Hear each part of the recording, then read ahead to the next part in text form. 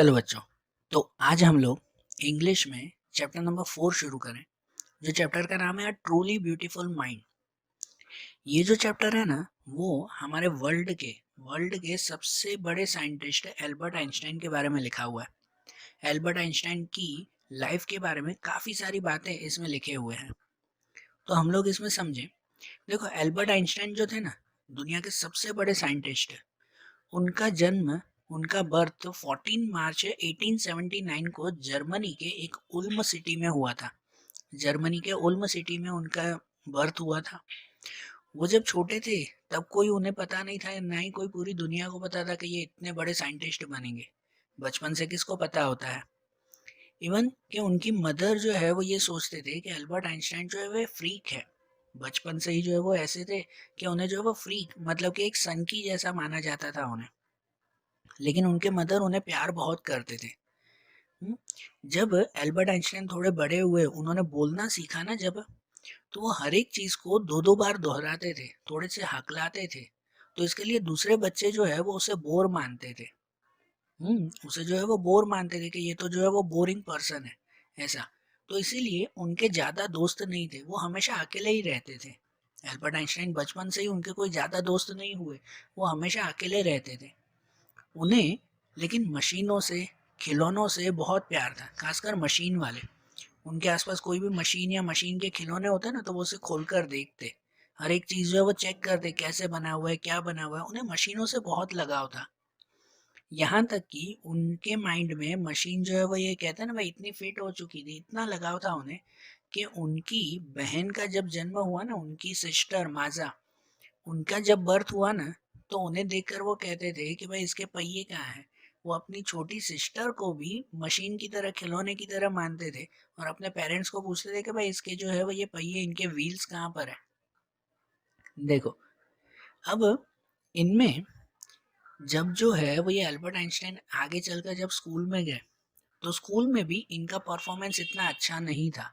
ये हकलाते थे, डरते थे, तो उसकी वजह से ये इनका परफॉर्मेंस अच्छा नहीं था। क्लेवर तो थे, लेकिन डर की वजह से वो आगे नहीं बढ़ पाते थे। तो एक बार एक स्कूल के हेड मास्टर ने एल्बर्ट आइंस्टाइन के फादर को ये कह दिया कि एल्बर्ट आइंस्टाइन कभी भी कोई भी चीज में सक्सेस नहीं हो सकता, भाई ये कुछ भी नहीं करेगा। कैसे स्कूल के हेड मास्टर ने इनको ये कह दिया कि ये बच्चा कुछ नहीं कर सकता। हम्म और उसके बाद हेडमास्टर के कहने के बावजूद उन्होंने जो है वो हार नहीं मानी। उन्होंने हार नहीं मानी। वो लोग, वो एल्बर्ट आइंस्टाइन, वो हमेशा आगे बढ़ते रहे। 6 साल की एज में वो पहली बार जो है वो क्या कहते हैं कि भाई घर के बाहर अकेले खेलने जाते थे, या बाहर की दुनिया उन्होंने देखना शुरुआत की थी। उसके बाद उन्होंने जो है वो वायलिन बजाना शुरुआत की। छोटी एज में उन्होंने वायलिन बजाना शुरुआत की, और उनमें वो काफ़ी अच्छे रहे। अब ये वायलिन बजाना उनके लिए इतना अच्छा शौक हो गया कि जब उनकी डेथ भी हुई थी ना, तब भी वो जो है वो वायलिन उनके साथ था।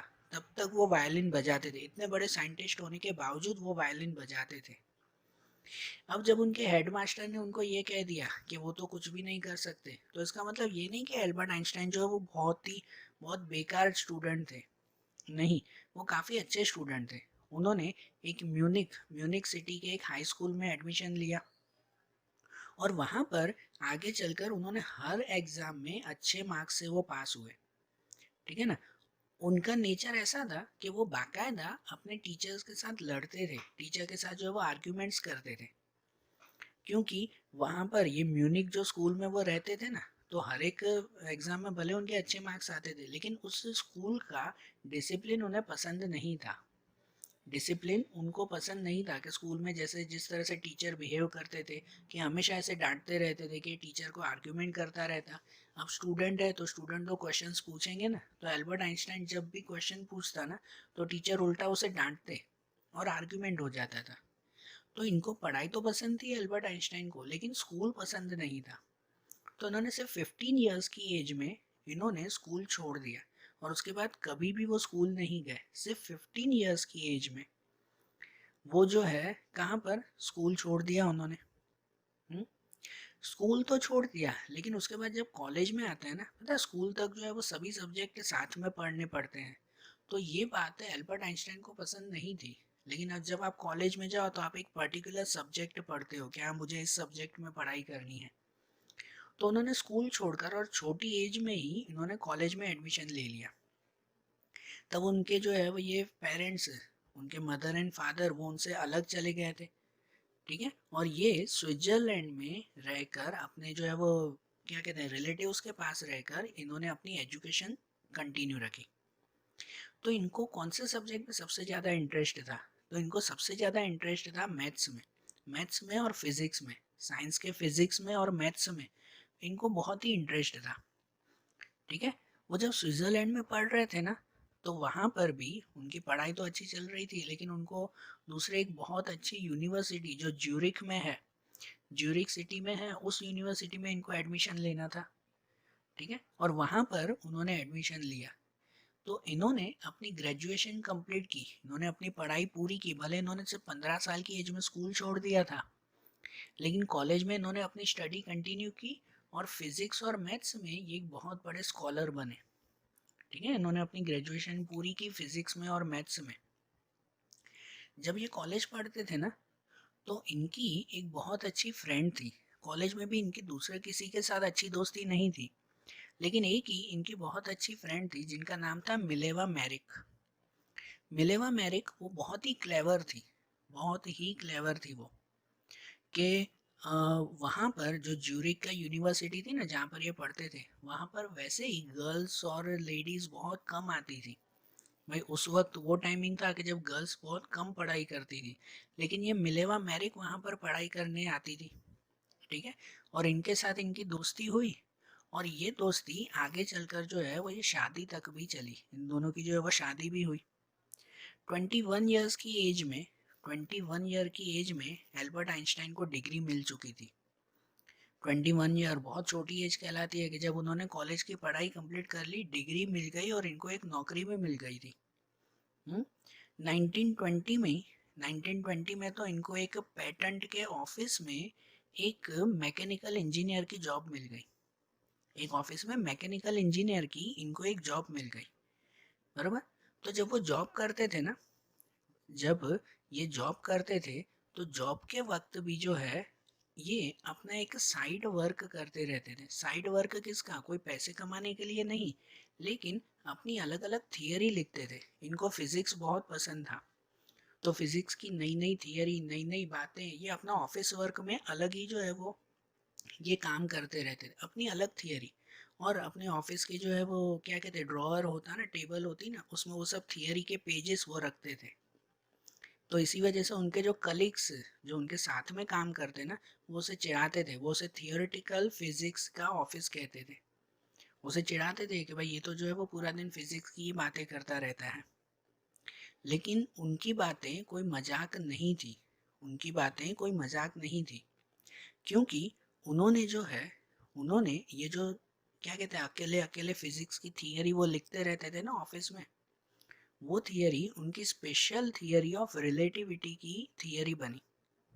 1905 के आसपास उन्होंने, एल्बर्ट आइंस्टाइन ने जो है वो ये रिलेटिविटी की वो थियरी जो अभी तक दुनिया में किसी ने ढूंढी नहीं थी उस वक्त तक, वो ढूंढने वाले ये एल्बर्ट आइंस्टाइन थे। ठीक है, कि वो थियरी ऐसी थी कि जिसमें बताते हैं कि भाई टाइम और डिस्टेंस में कोई भी डिफरेंस नहीं है। ये रिलेटिविटी की थियरी आप आगे जाओगे ना, आगे के स्टैंडर्ड में आप लोग भी पढ़ोगे। ये रिलेटिविटी की थियरी बताती है कि टाइम और डिस्टेंस में फर्क नहीं है, बराबर। तो ये थियरी उन्होंने जो है वो बताई, और उसके साथ दुनिया का एनर्जी का सबसे बड़ा फॉर्मूला E = mc², है ना, आप लोग ये साइंस में पढ़ते हो शायद, कि E = mc², आइंस्टाइन का सबसे बड़ा फॉर्मूला वो उन्होंने वहाँ फाइंड किया। तो ये फाइंड करने पर उनको जो है वो वर्ल्ड का सबसे बड़ा साइंटिस्ट बनने का ये मौका था। कि जब जब आइंस्टाइन ये थियरी बना रहे थे ना, जब वो इस साइंस की फील्ड में इतने ऊपर जा रहे थे, इतनी बड़ी वो थियरी तैयार कर रहे थे, लेकिन उसके पीछे है ना, उनकी दूसरी तरफ उनकी पर्सनल लाइफ बेकार होती जा रही थी, बिगड़ती जा रही थी। कि भले ही वो साइंस की फील्ड में इतने आगे आते जा रहे थे, नई नई थियरी ढूंढी, लेकिन उनकी पर्सनल लाइफ इतनी अच्छी नहीं चल रही थी कि जिनसे उन्होंने शादी की थी ना, या शादी करना चाहते थे, कि भाई पहले वो मिलेवा मैरिज जो थी, लेकिन आइंस्टाइन की मदर वो इनके लिए राजी नहीं थी। आइंस्टाइन की मदर कहते थे कि वो मिलेवा मैरिज एज में बड़ी है, ठीक है, कि भाई 3 साल जो है वो ये बड़ी है उनसे एज में, तो भाई वो शादी नहीं करेंगे। लेकिन फिर भी अपने घर से अलग होकर एल्बर्ट आइंस्टाइन ने शादी कर ली। उन्होंने शादी की फिर भी, लेकिन वो शादी जो है वो ज़्यादा समय तक नहीं चली। कुछ ही सालों में उनका जो है वो डिवोर्स हो गया, ठीक है, कुछ ही सालों में उनका डिवोर्स भी हो गया। और आइंस्टाइन ने जो है वो ये फिर दूसरी शादी की। तो इसका मतलब भले ही वो साइंस में इतना आगे थे, लेकिन उनकी पर्सनल लाइफ जो है वो ये इतनी अच्छी नहीं चली थी। और जब इन्होंने साइंस में अपनी वो थियरी कंप्लीट की ना, स्पेशल थियरी ऑफ रिलेटिविटी, और वो E=mc², ये जब उन्होंने कंप्लीट किया, तो वो उन्होंने जो है वो अपने लोकल न्यूज़पेपर में और उनके जो आसपास के जो साइंटिस्ट थे उनको ये थियरी बताई, ठीक है। वो थियरी उन्होंने, जितने भी साइंटिस्ट थे वो साइंटिस्ट ने वो थियरी कंफर्म की, और इनको जो है वो साइंस में बहुत बड़ा रिवॉल्यूशन माना गया। इस थियरी को साइंस की सबसे बड़ी प्रोग्रेस मानी गई। और उसी साल फिजिक्स में ये अल्बर्ट आइंस्टाइन को नोबेल प्राइज भी मिला। मतलब सिर्फ एक थियरी से दुनिया के सबसे बड़े साइंटिस्ट में इनका नाम आने लगा। और उसके बाद फिर क्या था कि भाई पहले तो ये अकेले ऑफिस में काम करते थे, तो किसी को पता नहीं था कि इनके पास इतना दिमाग, इतनी बड़ी सोच है, और इतने बड़े जो है वो साइंटिस्ट ये बन सकते हैं, किसी को ध्यान नहीं था। ये अकेले ही अकेले अपनी थियरी बनाते रहते थे। और आखिरकार जब पूरी दुनिया को इन्होंने अपनी थियरी बताई ना, तो पूरी दुनिया ने एक ही बार में मान लिया कि एल्बर्ट आइंस्टाइन इतने बड़े साइंटिस्ट हैं। फिर क्या था, फिर तो पूरी दुनिया से, हर जगह से जो है वो इनको इनविटेशन मिलने लगे, अवार्ड्स मिलने लगे, प्राइज मिलने लगे। फिर एक किस्सा हुआ जो आखिरी में ये बताते हैं कि उस वक्त वहाँ पर जो है जर्मनी में, जब ये जर्मनी में थे, वहाँ पर ये जब साइंटिस्ट बने, ये जर्मनी में थे आइंस्टाइन, तब वहाँ जर्मनी में जो है वो ये नाजी कम्युनिटी ने अपना पूरा राज संभाला, ठीक है। और वहाँ से ये जब नाजी कम्युनिटी आ गई ना, तो इन सबको जो है वो वहाँ से बाहर निकाला गया। तो एल्बर्ट आइंस्टाइन फिर से अमेरिका चले गए, अमेरिका वहाँ पर चले गए, ठीक है। लेकिन वो जो जर्मनी के थे, उस वक्त कैसे वर्ल्ड वॉर का टाइमिंग चल रहा था, तो जर्मनी के लोगों ने अमेरिकन लोगों को बहुत परेशान कर दिया। बहुत परेशान कर दिया। और यहाँ तक कि जो जर्मनी के लोग थे ना, ये जो नाजी कम्युनिटी के लोग थे, ये नाजी कम्युनिटी के लोग वो इसी फिजिक्स का यूज़ करके, मतलब कैसे टेक्नोलॉजी का यूज़ करके, और एटम बम बनाना चाहते थे। हम्म, जब आपको पता है, ये आपको ध्यान होगा कि अमेरिका ने जो है वो ये एटम बम बनाया था, और उसे जापान के हिरोशिमा और नागासाकी के ऊपर यूज़ भी किया था सेकेंड वर्ल्ड वॉर में। ये तो आपको ध्यान है ना, ये तो जनरल नॉलेज है। तो जब ये एटम बम तैयार कर रहे थे ना, जर्मनी भी तैयार कर रही थी, अमेरिका भी तैयार कर रही थी, तब ये एल्बर्ट आइंस्टाइन हर बड़े बड़े नेता को, हर एक जो बड़े लीडर थे, सब किसी को लेटर लिख रहे थे कि प्लीज़ ये बंद करवा, कि अगर अगर ये एटम बम बन गया ना, तो वो दुनिया का सबसे बड़ा नुकसान होगा, दुनिया में बहुत बड़ी तबाही आ जाएगी अगर ये बना तो। उन्होंने अमेरिकन जो है वो अमेरिका के प्रेसिडेंट फ्रैंकलिन डी रूजवेल्ट को भी ये लिखा। लेकिन लेकिन किसी ने भी इनका जो है वो ये ध्यान नहीं दिया, किसी ने भी ध्यान नहीं दिया। वो जो है वो प्रेसिडेंट भी एल्बर्ट आइंस्टाइन को हाँ कहते थे। देखो इतना बड़ा साइंटिस्ट है, उस वक्त आइंस्टाइन सबसे बड़े साइंटिस्ट थे, इतने बड़े साइंटिस्ट कि वो सबको कह रहे थे कि प्लीज़ प्लीज़ ये एटम बम मत बनाओ, नहीं तो पूरी दुनिया बर्बाद हो जाएगी। लेकिन किसी ने भी इनकी बात नहीं मानी। अमेरिका के प्रेसिडेंट इनको हाँ हाँ कहते थे कि हाँ ठीक है हम लोग नहीं बनाएंगे, लेकिन अंदर ही अंदर इन्होंने एटम बम बनाए भी, और 1945 में हिरोशिमा और नागासाकी पे इसका यूज भी किया। पता नहीं, जापान के पूरे शहर सिर्फ 2 बम से खत्म हो गए, एक बम से पूरा शहर खत्म हो गया। तो इतना बुरा जो है वो ये एटम बम तैयार किया था, कि जिसमें एल्बर्ट आइंस्टाइन ने इतनी मेहनत करके बार बार मना कर रहे थे कि प्लीज़ ये मत बनाओ, प्लीज़ ये मत बनाओ, लेकिन उन्होंने बनाया और ये सब कुछ बर्बाद कर दिया उन्होंने। उसके बाद ये किस्सा सुनकर एल्बर्ट आइंस्टाइन बहुत दुखी हुए, वो सच में बहुत दुखी हुए थे। और उन्होंने उसके बाद जो है वो अपना वर्क छोड़कर फिर इवन यूनाइटेड नेशंस को, ये यूएन के ला यूनाइटेड नेशन, उनको भी इतनी बार लेटर लिखा कि अब पूरी दुनिया में से जितने भी एटम बम बने हैं ना सबको ख़त्म कर दो, नहीं तो दूसरी बार अगर ऐसा किस्सा हुआ तो पूरी दुनिया ख़त्म हो जाएगी। उन्होंने यूनाइटेड नेशन को भी जो है वो ये लेटर्स लिखे, लेकिन उन्होंने भी इनकी बात नहीं सुनी। उसके बाद एल्बर्ट आइंस्टाइन जो है वो ये पॉलिटिक्स में आ गए। अपनी जब आखिरी उनकी डेथ से कुछ सालों पहले एल्बर्ट आइंस्टाइन पॉलिटिक्स में थे, और वहाँ पॉलिटिक्स में रहकर वो ये सब एटम बम बंद करवाने चाहते थे। वो था ना कि अगर वो खुद नेता बन गए तो वो कह सकते हैं कि भाई ये सब एटम बम जो है वो ख़त्म करो। एल्बर्ट आइंस्टाइन तो कुछ सालों तक रास्ते पर बड़े बड़े पोस्टर लेकर खुद अकेले निकलते थे कि ये सब एटम बम्स जो है वो बंद करवाओ। उन्होंने इतनी भी कोशिशें की।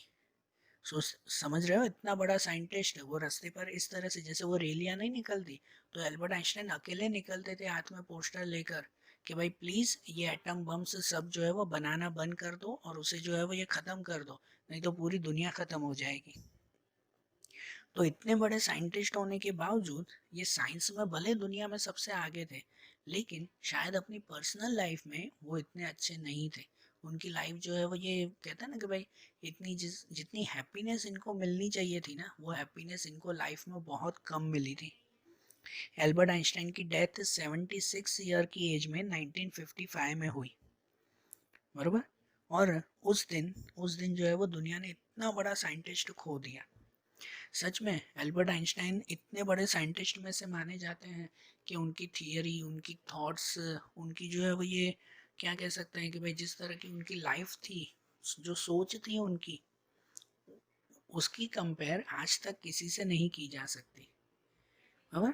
तो इतने बड़े साइंटिस्ट को जितना रिस्पेक्ट, जितनी हैप्पीनेस, जितना कुछ मिलना चाहिए था ना, वो इस दुनिया में से इनको बहुत कम मिला। आइंस्टाइन ने पूरी दुनिया को बहुत कुछ दिया है, लेकिन दुनिया में से आइंस्टाइन को सच में बहुत कम मिला है। ठीक है, तो देखो, आज जैसे हमने इंग्लिश का ये चैप्टर देखा ना, अब ऐसे ही इनके दूसरे चैप्टर्स हम लोग अगले वीडियोस में देखेंगे। Okay, thank you.